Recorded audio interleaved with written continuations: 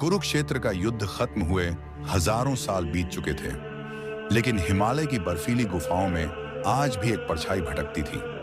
लोग कहते थे, रात के अंधेरे में वहां किसी योद्धा की दर्द भरी चीखें सुनाई देती हैं। एक दिन एक साधु अपने शिष्य को लेकर उस गुफा तक पहुंचा। जैसे ही दोनों अंदर गए, अचानक दीवारों पर खुदे अजीब चिन्ह चमकने लगे और तभी गुफा के अंदर से एक भारी आवाज गूंजी, दुनिया मुझे राक्षस समझती है, लेकिन असली श्राप क्या है ये कोई नहीं जानता। शिष्य डर गया, लेकिन साधु की आंखों में डर नहीं, हैरानी थी, क्योंकि वो आवाज अश्वत्थामा की थी। लेकिन सवाल ये था, अगर अश्वत्थामा अमर है तो वो इतने सालों से छुप किससे रहा? अश्वत्थामा धीरे धीरे अंधेरे से बाहर आया।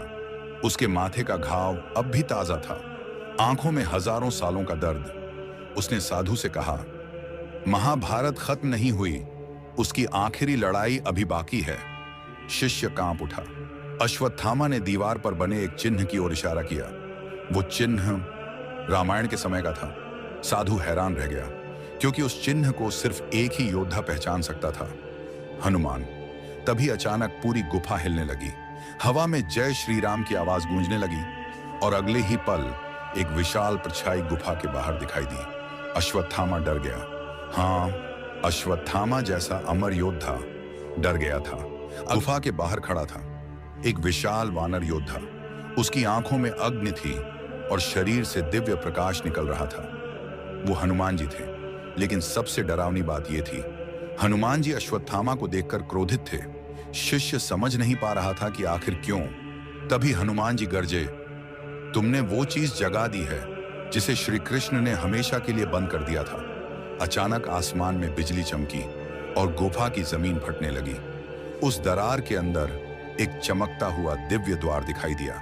अश्वत्थामा घुटनों पर गिर पड़ा। उसने कांपती आवाज में कहा, अगर ये द्वार खुल गया तो कलयुग खत्म हो जाएगा। लेकिन उस द्वार के पीछे आखिर था क्या, जिससे हनुमान और अश्वत्थामा दोनों डर रहे थे?